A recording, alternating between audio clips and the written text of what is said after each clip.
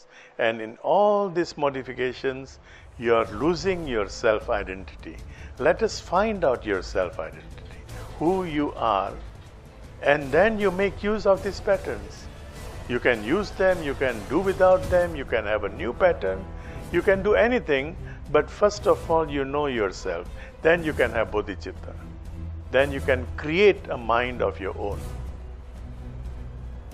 Self-to-do mind, it is your own creation. It is not created by the society or system.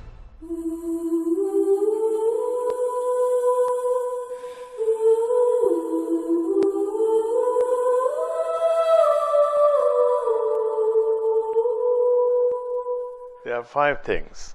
One is pramana, or right cognition or knowledge. Right cognition or knowledge. Right understanding. That is also creating tumor. That is also creating chittavritti. Right understanding. I am trying to understand this life in a right manner. I am trying to make my life better. I am trying to modify my lifestyle. That is also creating chittavritti, modification. The chitta is changing. We are used to eating non-vegetarian, and now we understand. Cognitively, we understand. You have to understand first cognitively. Why would you turn to vegetarian lifestyle if you don't understand? So, okay, we were born in a non-vegetarian family. We were eating non-vegetarian food, and then cognitively we understand. We read books, we see the movies, we understand from the scientific point of view, medical point of view, that it is better for me to switch to a vegetarian diet or vegan diet. And then there is a change, modification from non-vegetarian to vegetarian. This is one type of change. This is one type of modification. Pramana, or right cognition or knowledge. Viparyaya, or false knowledge. False knowledge. I am thinking right. Right now I am thinking right. And then I am so influenced by my company. I am so influenced by things happening. I am so influenced by newspaper I read or news I watch on TV. I am so influenced that there is a change. I used to like somebody, and I was a great admirer of somebody, and then I hear something about him or about her, and that influences me, and I change my thinking. From being an admirer, I become insulting. This is another change. Vikalpa, or imagination. It's not good knowledge, it's not right knowledge, it is not false knowledge, but imagination. I am imagining things. I am worrying unnecessarily. I am thinking of things which may have happened, may not have happened. So my affliction, my chittavritti, my modification of my mind can also be caused by mere imagination. Imagination can make me change my whole view towards life. One is cognitive, right knowledge. Another is false knowledge. The third is imagination. Nidra, or sleep. Sleep can make us change our chittavritti. From very active, we can become sloth, we can become lazy. If you are not lazy, you cannot sleep. If you are too awake, you cannot sleep. So even that is a change, and all these changes are very important to understand how my mind is changing. It's only then that I can have a full mastery over my mind. If I know what can make you change. And he makes it simple, only 5 possibilities. There are sub-possibilities, getting at that, but major 5 possibilities. One is pramana, cognition, right cognition or knowledge, viparya or false knowledge, vikalpa or imagination, nidra or sleep, and smriti or memory. Memory of something. Either it is good or bad. I remember something. I've been eating mangoes in some countries. I've been eating mangoes in India or Indonesia, and mangoes are sweet. That is my memory. We haven't come across a mango that can be very sour. I've been eating right kind of mango, and that leaves a memory here that mangoes are sweet. And then one time you are served mango that is sour, that is not sweet. And then the mind changes. The mind is afflicted. The mind is affected. Oh, mango is not sweet. So, all these 5 possibilities, memory or remembering someone in the past and trying to compare your company in the past with the present company. You are having a partner, you are having a wife or husband, and then you parted, and then you have a new partner, and then you start comparing. This new partner is worse than the first one, or a better one. All these memories can create changes in the mind. These are the 5 vrittis or modifications, either causing afflictions or not. They can create affliction, they can make you sad, and they can make you not sad also. If you are being supplied with the same experience, you are having sweet mangoes and now you are having sweeter mangoes, you're happy. But there are changes. Mangoes can be sweeter. There are changes. The mind is changing. The mind's values are changing. And yet Patanjali is trying to tell us these afflictions, these modifications of chittavritti is coming in the way of your self-realization.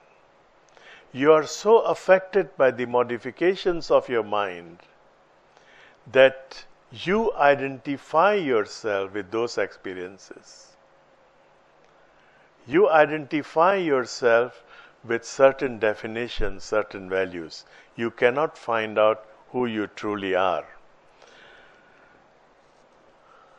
Number 7, sloka number 7. Praman, the right cognition or knowledge, has 3 sources. The right cognition or the right knowledge has 3 sources, 3 reasons. Pratyaksha or direct experience. You have a direct experience of something. Anuman or assumption, and agama or words or the wise that can be trusted. How do you get the right knowledge? There are 3 ways. Pratyaksha, direct experience. You are meditating. You meditate and you get a direct experience, direct result. By meditating, I get this result. This is pratyaksha. This is your own personal experience. Nobody can defy it. Nobody has the authority over it. You are the authority for this reason, for this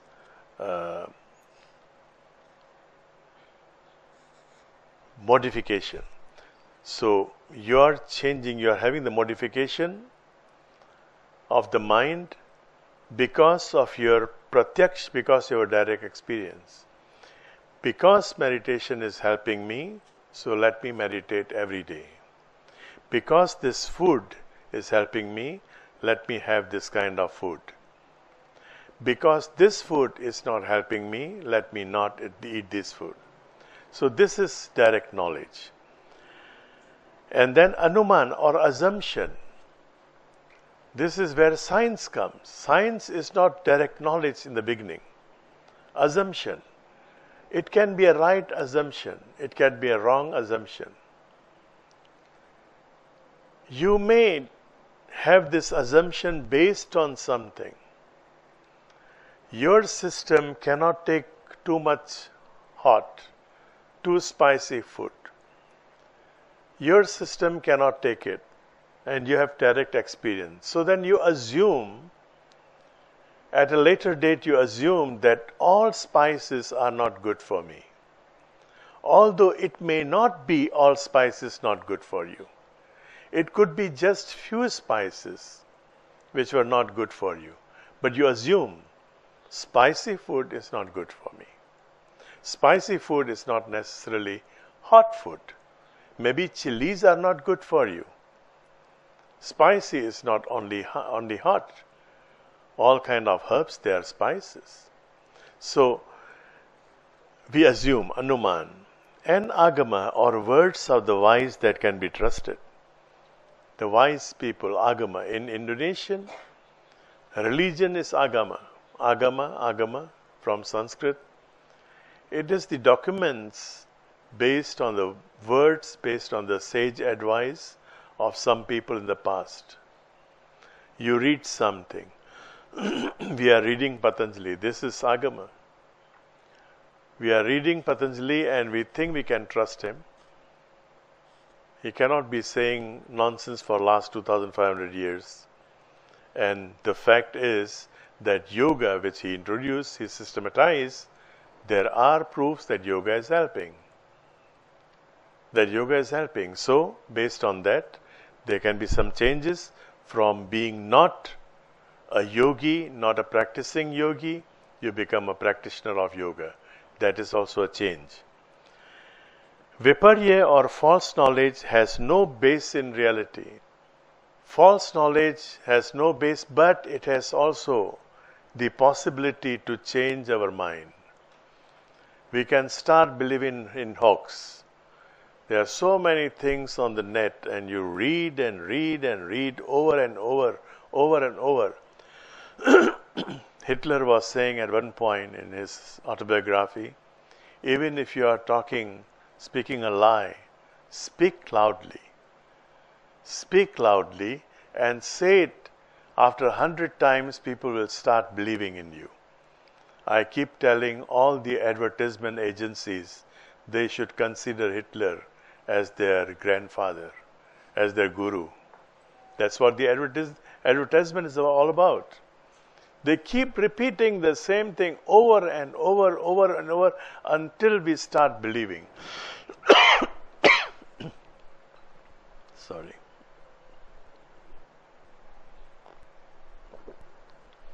Until we start believing in a lie. We start believing in a lie, we buy things which we don't need.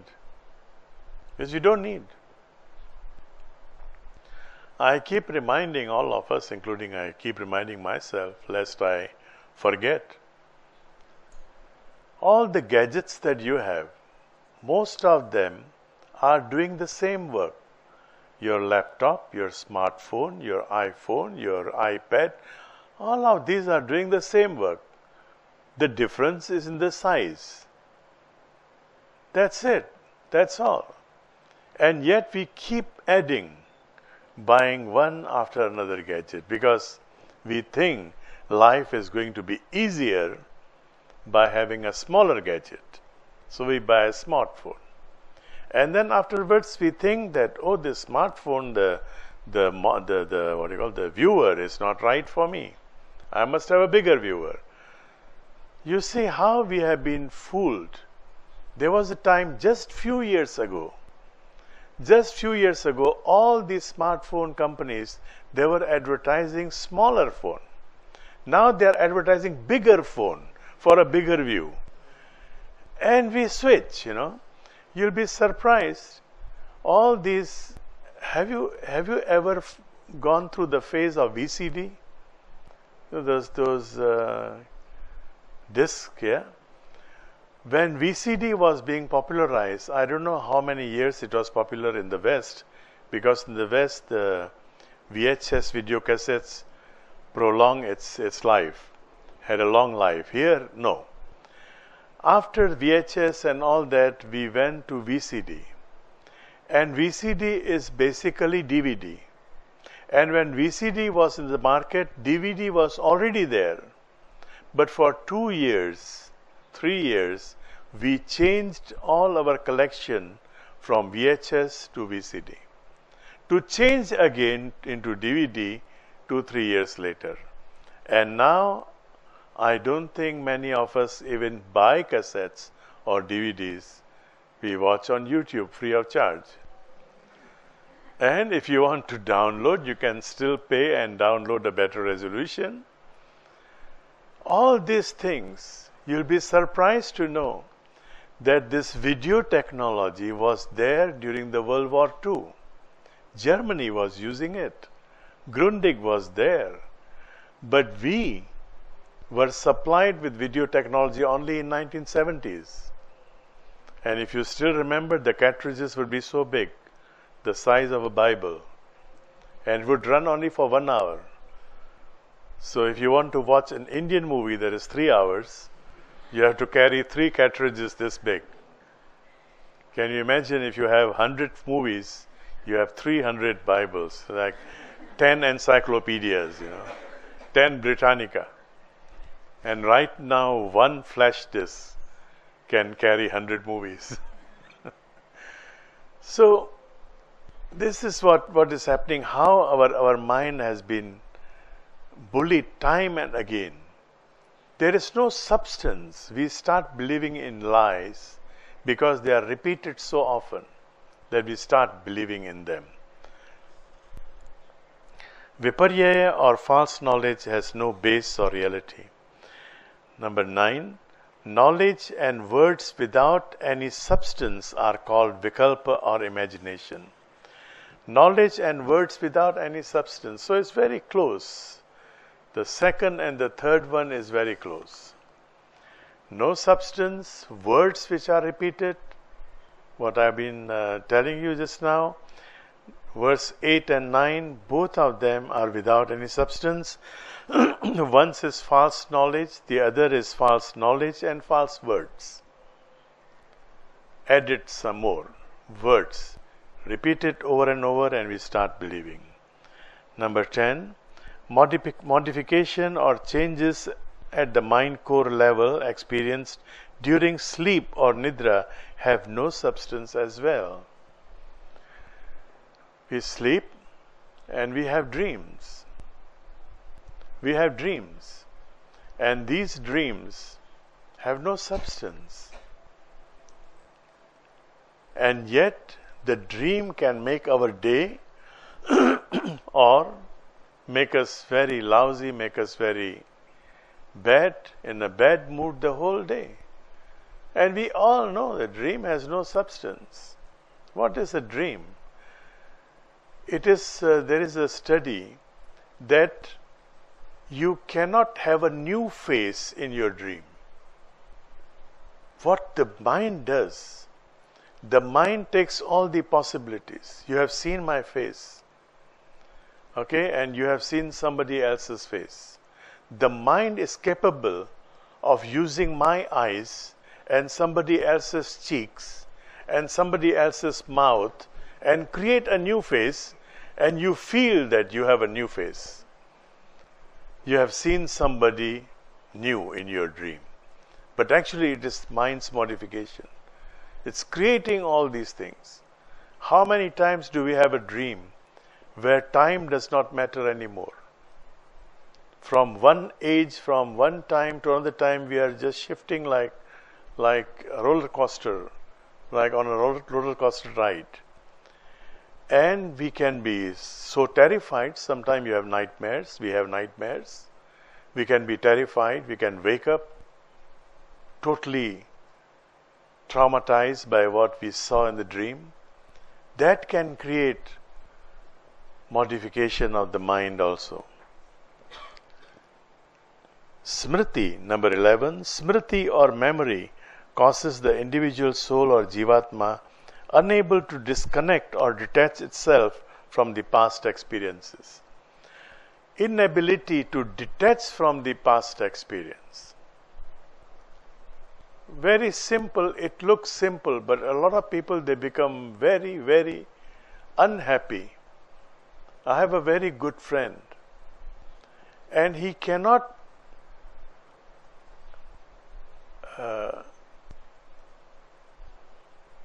what do you call, get used to eating some new food. So when he comes here and doesn't have the kind of food that he's used to, he becomes very unhappy. And this happens to many people. You come all the way here and you look for Western food. And then you eat this pizza and you remember Italy. This is not right pizza. Of course this is not right pizza. What do you expect from Indonesian making pizza? But so if you compare, if you keep comparing, you go to India. Any Western food you eat in India, any Chinese food you eat, it is Indianized. Indianized Chinese food. You have pizza with curry flavor now in India, you know. Curry flavor pizza, Indian pizza. So, and Indians say, no, Marco Polo, he copied us. He wanted to make paratha, you know, the Indian bread, and he failed to make, and so it was called pizza. And Marco Polo also failed to make noodles because he was in China. He wanted to copy noodles, and he failed it. It became spaghetti. So, but that is okay, spaghetti. So enjoy spaghetti as spaghetti. When you are in Italy, enjoy spaghetti, Italian spaghetti. When you are in Indonesia, enjoy noodles here. This is kind of memory, smriti. We are comparing things which are not to be compared actually. You are comparing Indonesian traffic with no traffic in the West. In many countries, I was in Ohio, in a small city in United States, and there are no traffic lights there.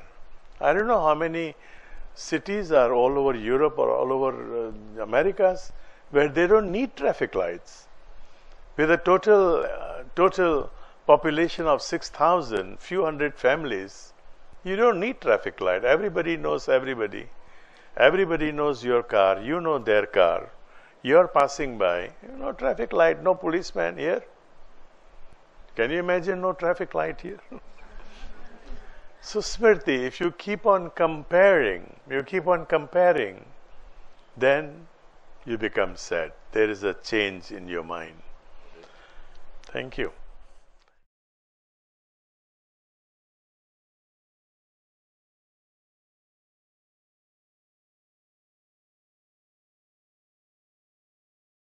All these things are based on your own memories. We are so much, you know, some people, they tell me that I can see, Guruji, I can see your pattern. You are always behaving like this, you know. But I am behaving like that because you are behaving the same manner. You can see those patterns in me because you forget to see your pattern. There's a beautiful story. When Rama went to Lanka, Rama was a godly man, godman, whatever, a hero. His wife is abducted by Ravan, by the demon king, and he goes to find his wife, and he finds his wife, and he kills this demon. And then when he is seen by all those demons who are not killed yet, they saw Rama as a big, huge demon. Rama has a slender body, he looked very nice, beautiful, handsome, but for demons, he looked like a huge demon. How can he kill our king, who is a demon, great demon? He must be greater demon than him. So for all the people in Lanka, to this day, 12,000 years after this saga, people still remember Rama as not as a godly man, but as a demon. 12,000 years, can you believe? We celebrate Diwali the day he returns to Ayodhya after killing the demon. In Sri Lanka, they don't celebrate Diwali. So it's a pattern. Because you are following your own pattern and you know that my reaction would be like this. It is your pattern that is inviting my pattern.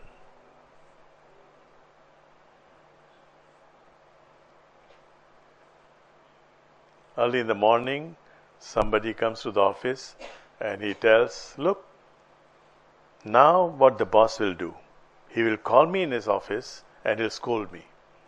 Because he knows I have not done yesterday's job, and he's definitely going to call me in the office, and he's definitely going to scold me because I didn't do my job. And then he can say to all his fellow colleagues, look, I prophesied it. I told you that I'll be called in the office, I'll be scolded. This is the pattern of my boss. He forgets that he invited that pattern. Yes. Because patterns can be many. Habits are also patterns. True. Like if we're talking about a boss coming to the office, and the first thing he does is call maybe the secretary or something, I want coffee. And then after having coffee, maybe check the email. After checking the email, then make a phone call. So that is pattern. Every morning would do that. Isn't that also pattern? But it cannot be triggered by someone else. It is triggered. How? All are triggered. By what? By the emails coming in. All are triggered. No. You have this memory that every morning I'm in business, I must be having some emails. All these are patterns. How can we have no pattern without being triggered? Patanjali is trying to say that all these are conditions, all these are modifications, and in all these modifications you are losing your self-identity. Let us find out your self-identity, who you are, and then you make use of these patterns. You can use them, you can do without them, you can have a new pattern, you can do anything, but first of all you know yourself. Then you can have bodhicitta. Then you can create a mind of your own. Self-to-do mind, it is your own creation. It is not created by the society or system. So the same with precognitive dreams. Same with precognitive. Same with the precognitive dream. My God, what a word, precognitive dream. Okay, same with those dreams. The dream, these dreams, they are taking things from so many different experiences. You have gone through all these experiences. Your mind is only 3% of your total capacity. And the storehouse, it stores memory of 5,000 years minimum. Well, the new science, they say, the new physics, they say that everybody's brain has got the memory from the very first Big Bang that created this earth. So all these memories coming, and look, with all those memories, you would be very, very dumb if you cannot have precognitive dream. You just work on all those memories and you try to find out, if I did like this, this happened, I did like that, that happened. So all our dreams should actually be precognitive dreams. Unfortunately, they are not precognitive. We have all kind of nonsense in our dreams. If you can have precognitive dreams, at least you can break through all those things, all the stupid things that we all have been doing, and we don't repeat the same mistakes.